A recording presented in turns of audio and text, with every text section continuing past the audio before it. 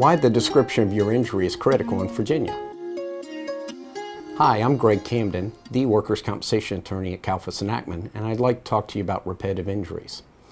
Back in 2019, the state legislature appointed a committee to investigate repetitive injuries under the Virginia Workers' Compensation Act.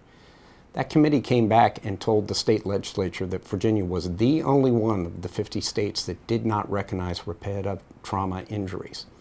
They also recommended that the state legislature create a statute to adopt repetitive injuries.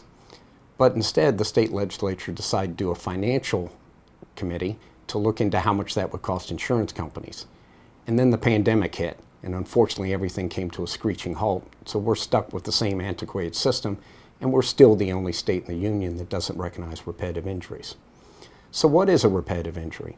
In Virginia, it's important that your injury occur as a sudden mechanical change of the body, which basically means it needs to be instantaneous. Let me give you an example. Your employer tells you to go lift 50 boxes and move them into another room, and you're on box number 33, and when you pick it up, you feel this twinge in your back. You report to your supervisor, you go to the patient first, they tell you you have a herniated disc. That is a compensable injury in Virginia.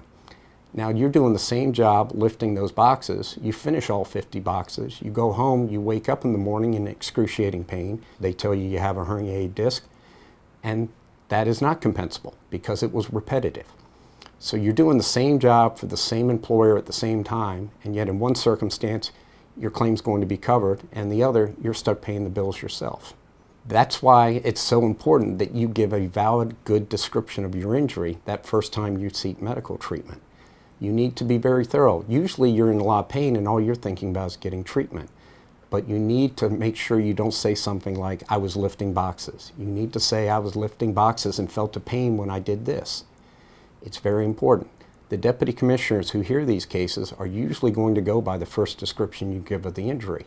Their rationale is it's fresh in your mind at that time, so it should be the most closest to what happened. So if you have questions about whether your claim comes under the Virginia Workers' Compensation Act, call me, Greg Camden, the workers' compensation attorney at Kalfus Nachman, 888-HURT-LINE, or call me direct at 757-383-8026. Thanks for watching.